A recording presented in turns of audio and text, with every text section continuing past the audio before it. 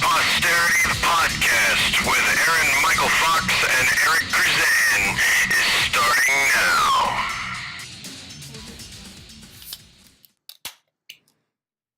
Oh, God. That intro. That intro is loud. That's one of those, it's, you listen to other people's intro music and you hear it, so repetitively, like when you watch a show on binge watch, and you don't really take into consideration how the minutia, when you make your own, how the little I things. feel bad for people listening to the podcast because that has so much energy coming in. Like, strap in and buckle up. And then the beer pours and we're just like, you're listening to For Posterity, the podcast. Yes, this is For Posterity, the podcast with Aaron Michael Fox and Eric Krzan. coming at you. That was pretty good timing. Yeah, we did that. That was pretty good. It only took 14 tries. Yeah. We're on like episode 13.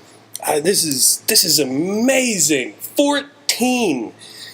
Is this 13 or 14? This is 14. 13 was the one with Josh. Oh, shit, you're right. Yeah. Holy crap. We've been doing this for 3 months. Yeah, more than 3 months, because there's been a few in there that we've missed. A few weeks. We haven't done this. We missed last week specifically. Yeah. And then the lost episode, and then the week after that, we were like, yeah, 8 that hasn't yet been published. Yeah. There's a reason for that. Yeah. As we've talked about before. We're going to file that one under Hillary's emails.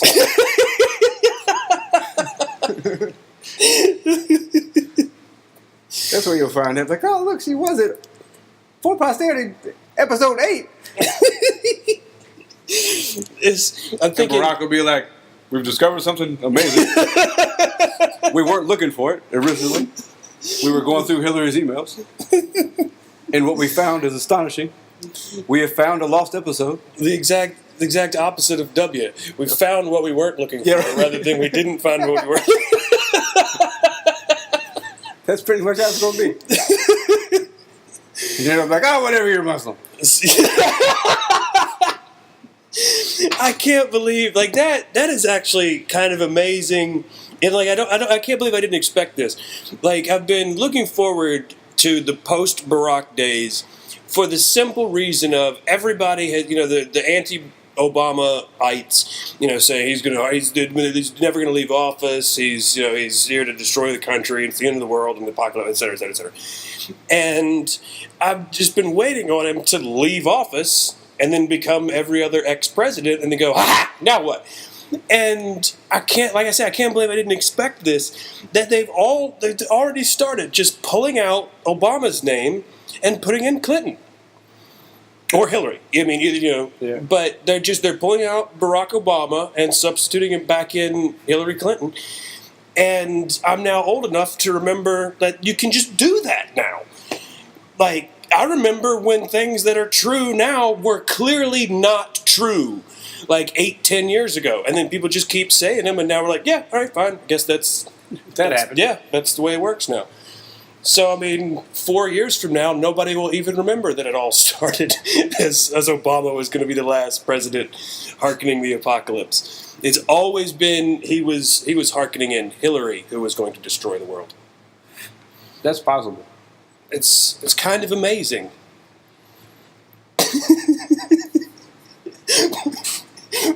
Anyway, this episode that we found, there appears to be a third person with him. It doesn't go well. Something about titties. What? Bryce isn't even here this week. Why are we talking about it? Because that's the episode we found when we were looking through the emails. Oh, okay. Try to keep up, Fox. Take that however you want. Aaron Michael Fox or Fox News. Try to keep up. Hey, the president knows my name. I'm just happy at that. I believe you campaigned for me in Chesapeake, Ohio. I remember thinking, it's the dumbest shit I've ever heard in my life. Yeah, but God bless it. We lost the county. We lost. No. You lost Chesapeake? Lawrence County. Go figure we lost. Any place around here.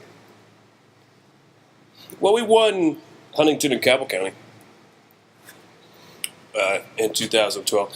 That was my favorite moment of the mayoral campaign, because we were running against a Republican incumbent who was swearing up and down that Mitt Romney was going to win, and it was awesome to have a sitting mayor come up to me on the sidewalk and like lean in and tell me Romney and I are going to be around for a few years. Our next 4 years, we're going to be doing such and such and such and such. And I'm just like, no, you're not.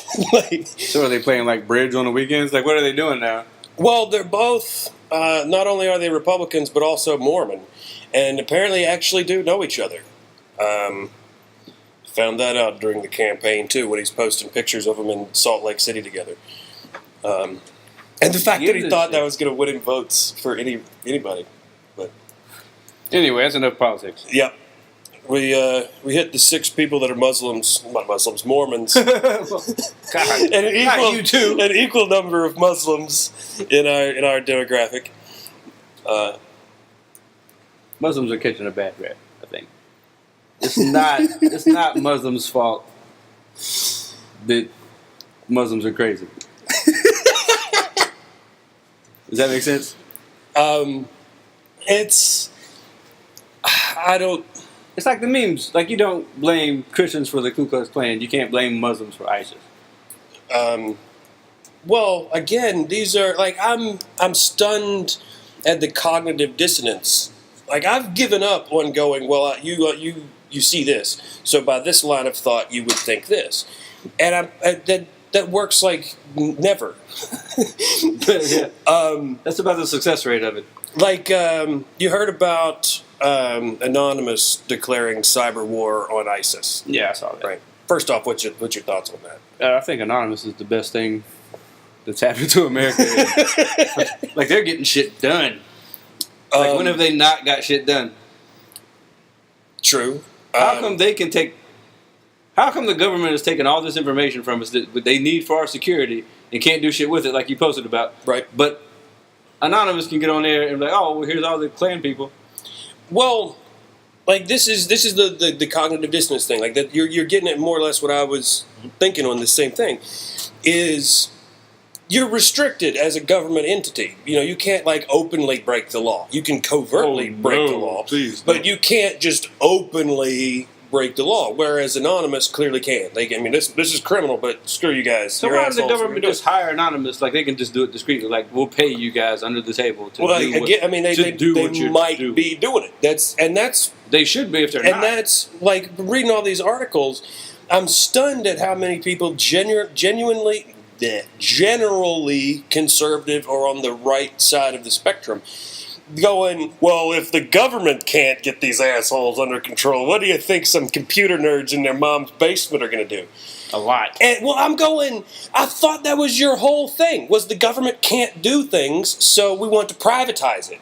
Everything can be run better by privatized... They want to do it themselves from Facebook. Because that works. To them, they're killing it. The best comment was on, I think it was an article from The Guardian in UK, London, talking about Anonymous whatnots, or ISIS using the Telegram app, the self-destroying messages to coordinate whatever. It's just saying, sending telegrams and telegrams. And there's this angry comment. Who the hell sends telegrams anymore? When was this article written? 1872? And then, of course, there's 90... Shouldn't you be watching the story? Yeah, there's 95 replies underneath it going, Telegram is a smartphone app. Keyword smart. Please go back to watching Bushmen. They think leave us alone. ISIS is sitting out in the desert.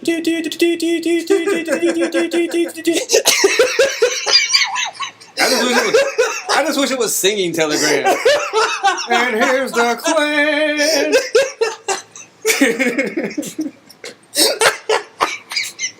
I'm really impressed with that. All right, while we're on that,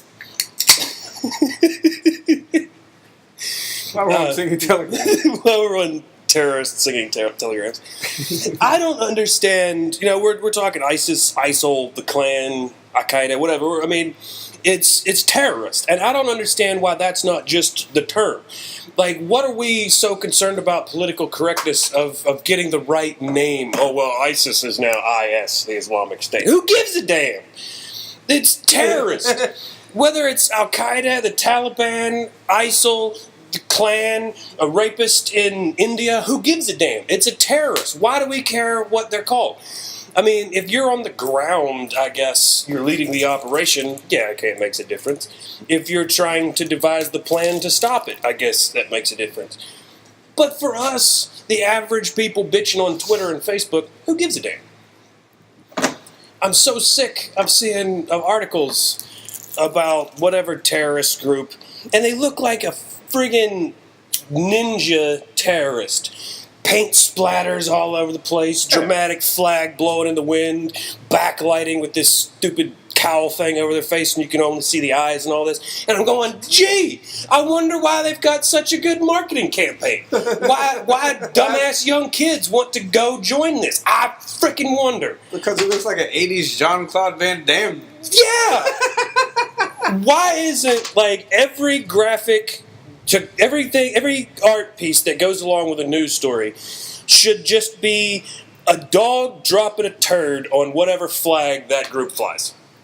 I'm waiting for the next level of ISIS posters that look like the Star Wars posters, like the watercolors and all the different characters of ISIS in different poses and shit. Well, what's sad... It'll just say wars on it. It won't say Star Wars. This is like wars. What's sad is that when they release it, they'll be on the actual Star Wars set when they do it. That's what... They're on Tatooine. That's not Tatooine. That's... Well, you know they took the actual set, right? The ruins... Yeah. Really? Yeah, the ruins of Tatooine are in ISIS-controlled country right now. And, of course, they've been... defiled and demolished and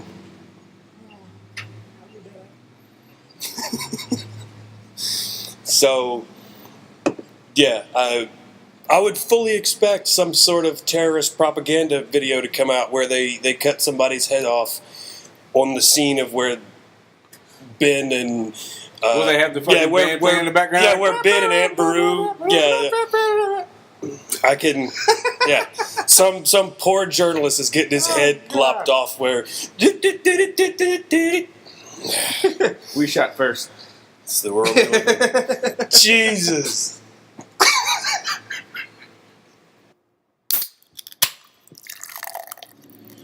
All right, I can't let any more of this conversation go unrecorded. We're talking for, obviously, nobody in the listening audience has been a part of it. We're talking music here. Oh, yeah. Dude, my memory is shit. But, I don't know, we're talking, I mean, if anybody that knows me, this is AMF, if you don't know my voice. They know who you are. I'm the guy that sounds like Ray Romano, and you're the normal hillbilly guy. Hi-ho. Hi-ho. Eric Grisan here. My name is Kermit the Frog. Hi-ho. Let's talk about music. Gee. What do you think about that, Piggy? But the music I tend to post is generally more blues, and specifically old blues, and really specifically not white people blues. Which we had an argument about this earlier about John Mayer not being blues. Look, Continuum is a great blues album. I've never heard it, but I'm quite sure it's not. I'm sure it is. Like, you have to ignore the fact that it's John Mayer. That's his great album, and then he had like a couple of good songs. But see, you pitched it to me as like the best blues album since whatever. And if you'd have just said it's a good album, I would have listened album. to it objectively. But since you went, it's a great blues album. It is a great blues album. No, it's not. You don't know that because you haven't listened to it. Because he has more than 4 teeth. He's white. It doesn't matter. He's middle. Yes, that makes you not blue. That makes you quintessentially not Joe blues. Bonamont does not have, like, he has all his teeth. Like, he's just a great blues musician. My favorite, actually. I mean, he's good. Have you What do you mean he's good? No. Have you ever listened to Joe Bonamassa? Like, he is amazing. I've never really dug into it, but I mean, Okay, well, then you don't know. He's just as good as Stevie Ray Vaughan. Okay, because basically, I mean, on this one, talking still blues, there's 3 white guys that are allowed to play blues guitar and still call it blues, in my opinion. Which is Johnny Winter, who's so white he's like transparent. Yeah, I get that. He's almost raceless. Eric Clapton and Stevie Ray Vaughan. You have to have Joe in that, though. Like, he's a legend. Joe Bonamassa is a legend. We're not disputing legendary status. This is You clearly are. This is my personal list. But you've never listened to Joe Bonamassa. White guys. No, I said I listened to him. I haven't dug into it, and you know, I mean, he's amazing. Stevie Ray Vaughan, I know the catalog. Eric Clapton, I know the catalog. Everybody Johnny Winter, does. I know the catalog. But that's typical. That's like you saying, "Oh, I like rock because I love fucking Nickelback." Oh, whatever. Like, you have to. Whatever. It's the same thing. You have to go deeper than that. Nickelback. That's the Nickelback. That's the only reference I had. Oh, God. That's the only bad rock reference that I had on deck. I hate Nickelback so much. Like, I've gone. Welcome to the rest of the fucking I'm world. saying I've gone so out of my way to not know anything about Nickelback. I can't even pull one song out of my head to throw out and parody now. And I envy you for that. I got nothing. Here's a Jamaican playing steel pan music. Way, welcome to Jamaica, man. I got nothing for Nickelback. That's good. You shouldn't have anything for Nickelback. But you should know who fucking Joe Bonamassa is. I know who he is. How have you not dug into that, though? He is amazing. It hasn't. I don't feel it. How do you know what makes you feel it and what doesn't make you feel it? I don't. But you feel fucking Stevie Ray, but you don't feel Joe Bonamassa. Then you've never listened to Joe Bonamassa. Like, that's all that is. No, not regardless. My point on this is what I'm saying is, for me, I've always dug. I dig big mufflers on shit that shouldn't have big mufflers. I think that was missing a muffler altogether. It's hard to tell these days. He did it on purpose.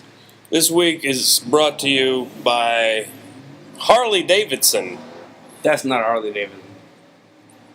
I can respect a Harley Davidson. That is not a Harley Davidson. But for me, blues music, or what I'm digging, Howlin' Wolf, Charlie Patton, B.B. King. There's nothing wrong with any of those. Lightning Hopkins, John Lee Hooker.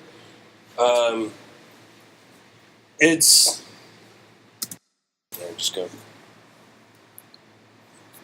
But you can't say those people without mentioning Joe Bonamassa. Like, he played with B.B. King when he was like 13 years old. Like, that was... Right, I agree. How are you not feeling it, though? I guess this. Admittedly, this doesn't even have anything to do with the guitar. This is voice. I can understand what he's saying. His voice is not important. But that's never. Voice has never been important. Are you kidding me? Yeah. Voice is not important. Howlin' Wolf is known for his harmonica playing and his songwriting. Are you kidding me? Okay, I give you that. But it's more than music. It's the music. It's not the voice. It's everything. That's what I'm. Because to me, like I guess I got to qualify my my parameters here. I guess I should say, because it's not about the guitar or about the voice or the songwriting specifically. It's all that. It's what I call a blues, or not I call. I mean, it's what's known as a bluesman. And It's about writing the songs, singing the songs, playing the songs, all of it. Like, I absolutely love the right after World War II recordings and before. Charlie Patton's going back to like the 1920s, and the recordings are horrible. And I listen to him going, oh, because I mean, it just like picks up at the mid tones, and there's no bass, and it's really, and I just listen to it going, oh man, if this cat could get a hold of like a real recording studio now, like that's like the first time I heard a modern recording of B.B. King. I just, oh my, it's like somebody was pouring liquid velvet into my ears. It was like I'd never heard anything this smooth. But it's the same thing as Joe. And like, but it's the quality that I like about hip hop or rap music, that I like about hard rock, that there's just a certain authenticity in the voice that basically no middle-class white guy can capture to me.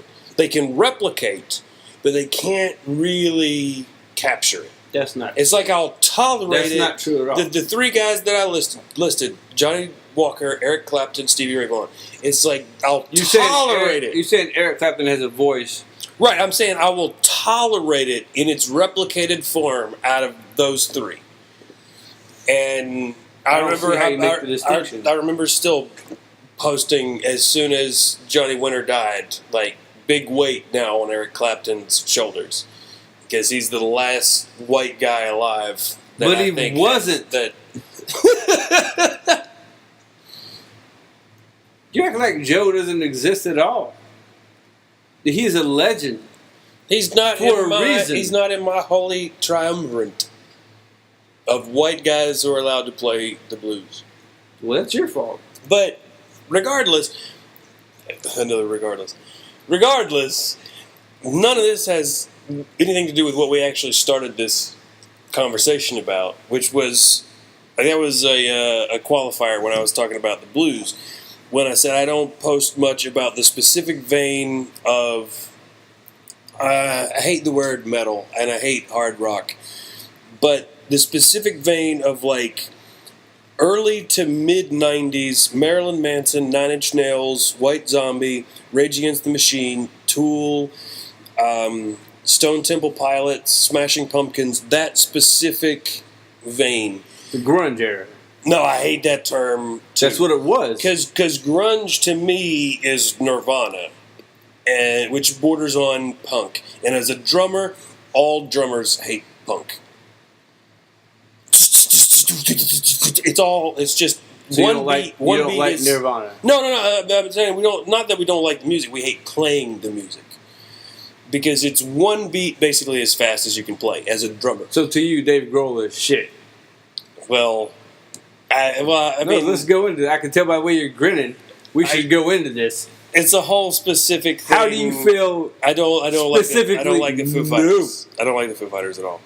Not even a little bit. Not even a little bit. No.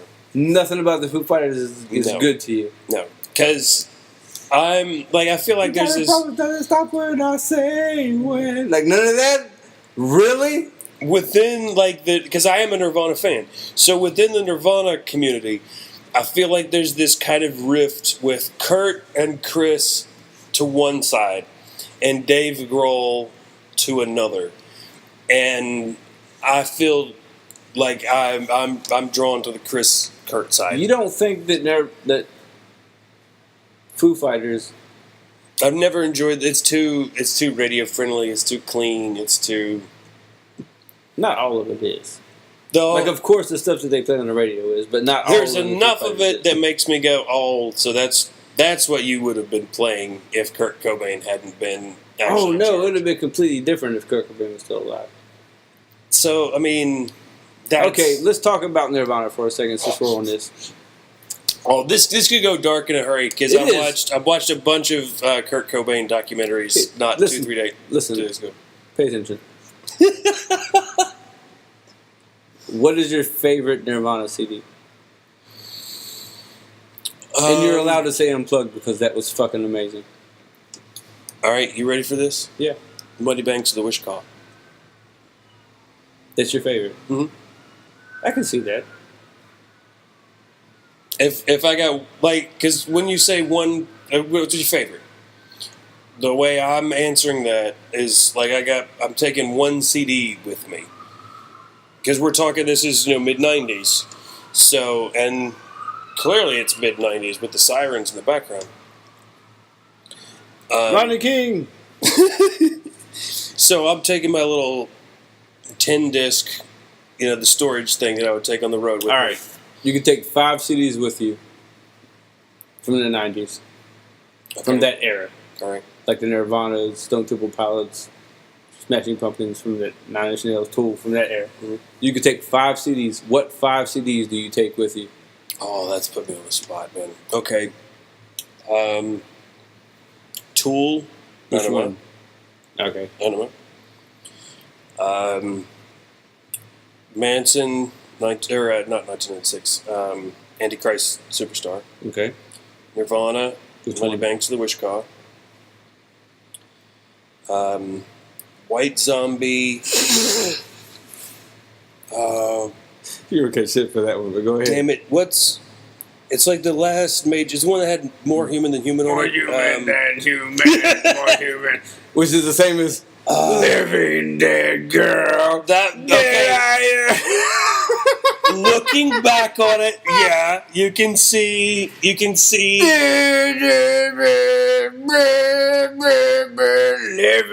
Dead Girl. All right, screw it.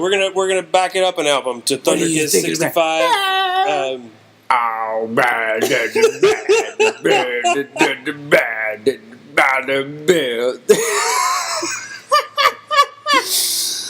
Oh man. Dig to the ditches, the bird, do the witches, the slam in the back of my regular. Oh, you're killing me. You're killing me. You get no love from White Zombie from me, man. I didn't say Rob Zombie. I It said doesn't White matter. Zombie. There's a huge difference. More That's human why than I human specified. is right there. That's why I More specified. human than human, living dead girl. I said this specific avenue of the bands that I was listing. That's why I was so specific. All right, what's your 5? What's your what's your 5 All right, my 5. heavy rock albums from? I have to take. I mid-90s? agree with the Tool. It's either that or the first one, Undertow. Undertow was amazing. Undertow was what I was listening to when you pulled up like a maniac today. I was right at the bridge of prison sex when you pulled into the parking lot to pick me up and coming from the doctor. Like, Okay, for the listening audience, no, I'm supposed to pick up Eric from my doctor's appointment. after your doctor's appointment at the building in front of Lowe's or something. Yeah, it's a King's Doctor thing. It's not important. I'm there, and I'm 17 minutes late when I pull up in front for a variety of reasons that we don't need to go into now. And I'm sitting there, I make a look around the parking lot, and I go, all right, at your walking speed, you're clearly not on your way, because you're more than a parking distance walk from me. I was right at the end of the Lowe's parking lot. I was on my way This is home. before. This is at 3:47. And so I make a bead for your house, and this is where I get stuck with the tree service people that have the road blocked, and I spend like 10 minutes waiting on the street. And the whole time I'm overthinking the whole thing, going, he could be walking. If he's walking, he'd have to take the same routes as me. Like one-way streets and that doesn't apply if you're walking. So I'm sitting there going, I swear to God, if this cat is walking, like if he's walking across a field beside me while I'm stuck here behind this tree service. So when I finally got loose, my OCD makes me drive all the way to your house. I guess Alex was on your porch. A taller version of you was on the porch. Alex. And I had to drive all the way back around, and I'm breaking 50. He's fucking flying. I'm like, cause you're Look, I'm walking back from the doctor listening to the first Tool CD. Like I'm right at the bridge of prison sex. Some kind of temporary sanity. As soon as he says, the worst I've ever heard, Vader. as soon as he says, shit, blood, and cum on my hand, then you like hit the brakes and like power slide. I locked it up, man. Shit wasn't come on my hand. Fucking hair, like Eddie Vedder is pulling up to pick me up from 92. I'm still so glad there was no law enforcement within view of that, because there's somebody there's been blue lights if anybody had been watching that. All right, so I will take Enema or Undertow. Okay. I would have No to take, opiate, because I gotta throw that in there since we're no. I thought Opiate was good, but I thought Undertow was like an extension of Opiate. Like that was. So that was a trick question. If we're taking just CDs, because it's a six-track, you got to take a full album. Yeah, I'm either taking Undertow or I'm taking Undertow. I'll take. All right. Made a decision. Okay. Undertow. I will take Nirvana Unplugged. Because Really? It's amazing. As the one album you're taking, though. If I take a Nirvana CD, I'm taking Unplugged. Interesting. All right. It was a great. It's an energy thing. What is it? Something in the Way. Their cover of David Bowie's "The Man Who Sold the World" is what. Yes, did it for me. that's actually That's what did it for me. Yeah, That's an amazing the one, cover. Yeah, I listened to that CD a lot for that song in particular. Yeah, so I have to take that. Undertow, Nirvana Unplugged. I'm going to take Melancholy and Infinite Sadness. It's a double CD. All right. Yeah. As far as Well, actually, that's a tough one because you by the parameters of the 10-disc carrier, it's not albums, it's CDs. But it's a double CD though. But you've only got room for one disc. I can't take one or two. It's a great double CD. You got to bend the rules then to smush two CDs no, into okay, one. well, fuck that. Then that'll be 4. Okay, then I amend the 9 Inch Nails to take both of whatever The Fragile? Yeah, whatever hell I said with Starfucker. But no, I was going to take Fragile anyway. So that's 4 CDs and 2. Like that's 2 things that equal 4 CDs. I would take. How many do I get? 5. You got 5. Fuck. I don't know why Right. we said it's a 10-disc carrier if you got 5 choices. Undertow, Nirvana Unplugged, Melancholy, which is fucking 4, and I only get one more after that. That's not fair. You're the one that set the parameters. I did. So I'm going to take Antichrist Superstar. Okay, so that's the only one where we overlap on the specific artist and album. Yeah. Because we both picked if I had a Nirvana, we Tinder both thing, picked- I would take the Fragile. You didn't pick 9 Inch Nails, did you? No, because I would have Okay. took the Fragile if I had another more discs to take. But that's another double CD. Okay, so I didn't pick Smashing Pumpkins.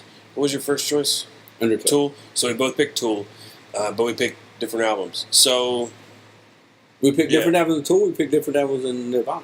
and different albums of we picked the same album, Merle Manson. So Yeah, but we picked different. Merle Manson. Merle Manson. Merle Manson. That's his West Virginia cousin, Merle Manson. Merle Manson. He's the racist, by the way.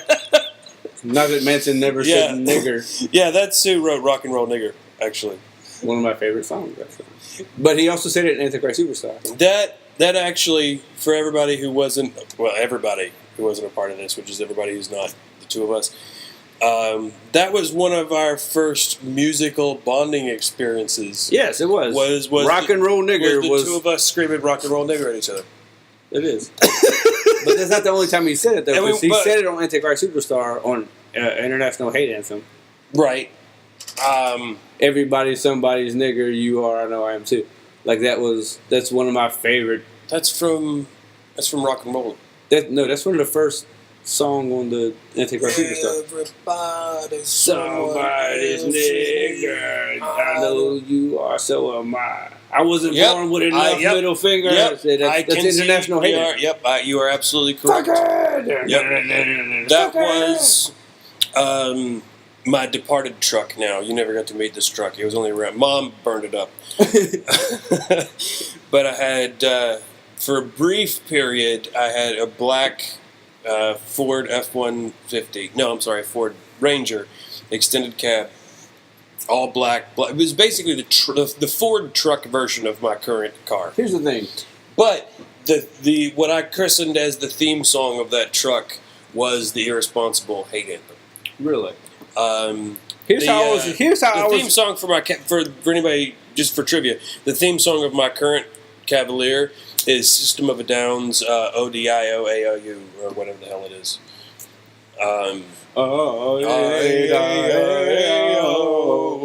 Oh yeah, that's the theme song of my yeah.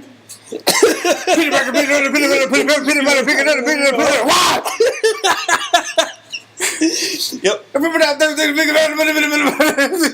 And Break it down, put a finger. Why? if you're crunching the numbers at home, yes, my car is a 99. And I'm still driving it too. Oh my God, it's great. We broke the speed limit twice today. As we were saying, my car rides like a skateboard. You can feel every bump in the road, but you can't feel the speed, apparently. But your nuts hurt when you get out of it, just like a This car will put you above and beyond. Are you a System fan? I didn't know you were a System fan. Yeah. Okay. Early System. I mean, like everything I kind of okay. bailed out around. This is great. Late 90s. I love System of a Down. But do you feel that Darren took over? Like he took 2 minutes. Lost. The guy with the high voice, this is lonely, it's mine. You know what I'm talking about? The guy with the high voice. Nope. You know who I'm talking about. I the guy probably that do, fucking like, harmonized with him on all. As far as harmonizing goes, I he's guarantee great. if we dump out and go over to the iPad or the iPod, whatever the hell it is, if we go to the music right now, I'll know who you're talking about. He's a high voice guy. Right, like I say, I know. He's the only other person that fucking sings on System of a Down. I wish you guys could have seen that. It's a funny story. Keep talking. That was. That was great. Anyway, what's your favorite System of a Down CD? Put it down. Whatever the hell I-A-I-A-I-O is, because that's basically when I jumped out. So Toxicity just skips you completely? Like you was on the whole fucking Still This album? No. Toxicity, I guess, would have been the last one. That was the best one. That one still rings a bell. So that one... That's where all the great songs were, honestly. The first 2 CDs were the best. I'm not saying it's a double CD that they put later, like Hypnotized, Mesmerized, wasn't okay, but Toxicity was the fucking peak of System of a Down. I'm going to have to agree because that's pretty much where I quit listening. Because what actually sparked this was, because we were talking, I guess, Metallica. Yes, which was so random. Well, not for me. I was going to say it's random for both of us. But I'm from concert. First concert was Metallica. I felt like I had to qualify. Everybody listening, going, "Oh, really? The guy from Southern West Virginia is Metallica." Because I'm old as shit. My first concert was where was this? In Miami, the Injustice for All tour, which was their last amazing CD. But that's how old I am. Fucking Queensryche opened up for them. Again. We have to... I heard that. I'm going to skip over the Queensryche thing. You should. As everybody else did. See... As they will tell you. Justice for All is the one that I would have liked to have heard that tour. Because... It's amazing. The music... When I listen to the songs, I'm like, it's good tunes. It's amazing. But no. The recording is so horrible. Specifically as a drummer. Like I mentioned, I'm a drummer. Lars' drums Lars does not sound a like great drummer. Cardboard boxes. He's very overrated. I'm not talking about his drumming. I'm talking about the recording of the drums. They sound like cardboard boxes on Justice for All. But I mean, and then it's the opposite problem on the Black Album where it's so overproduced. It sounds so... Yeah, the Inner Sandman shit, that was... Right. I mean, it's the common criticism why every... Nothing else matters. Never care for what they know. And I know. my James went all anybody out. Who's listening to this James went all out. Anybody who's listening to those earbuds, I'm so sorry. Never care for what they say.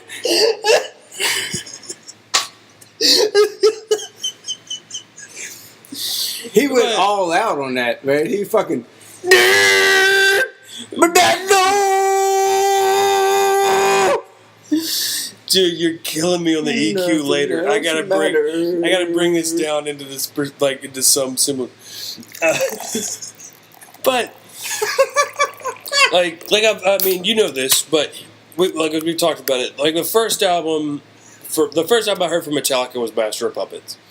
A great first album to hear. And it blew me wide open. Because at the point that I heard this album, I'm coming from the basically mainstream radio from Southern West Virginia. So I've got basically Alan Jackson, Garth Brooks, Boyz II Men. You went from that to fucking Metallica? I'm Master! You got to get the full. Plus, All for One, Boyz II Men. What was the other? So you went from. I'm spacing on the name. The end of the road. Yeah, that's. Still I can't let go. Yeah. Master! That's what I'm saying. The first time I heard. Drop your breakfast on the mirror. Yes! I still remember his, Steve, I can't remember his last name. Steve, I know. He's a guitar player, and he had a band. I'm a drummer, and I don't even know if it was like a Post-it note, flyer, somebody, we exchanged numbers. They needed a drummer, so I show up with my drum set and whatever, and they wanted to play Metallica, and I'm going, all right, sure, I've never heard it, but pop it in, I'll play it. And they popped in Master of Puppets. And the entire practice went out the window. Because I just sat at the CD player. Like, I just sat, because Steven's got his guitar. People could do that? Yeah, and we're just sitting there, and he's, playing along.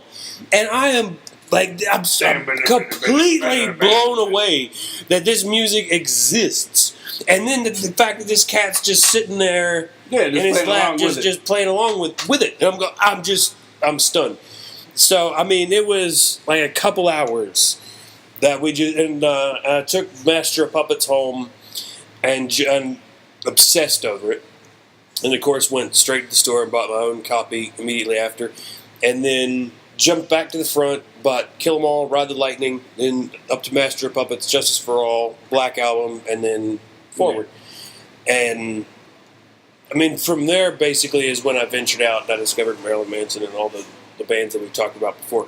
But that was the first time I really heard, because I mean I'd heard like Jimi Hendrix and but Metallica was the first rock. That was the first full distorted, heavy anything that I'd really ever actually listened to. Wow. So you just skipped over all the good shit and went straight to not that old Metallica is bad shit. Like I say, I worked backwards. Like Master of Puppets was the first one, which is a good one. And then since I can't remember who the bass player was now. Cliff. No, not in Metallica. I'm saying our bass player. Oh. Steven, I can't think of his last name, and then I can't think of our bass player's name at all.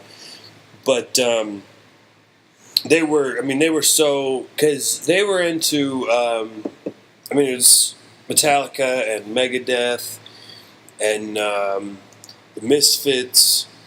I'm trying to think who else that core group was into, but it was that basic vein. And then, like I say, I from there bridged over into the more industrial Manson, 9 Inch Nails kind of thing. So there you have it. Conversation. Well, maybe if you pay attention. I was seeing where Bryce was. I'm sorry.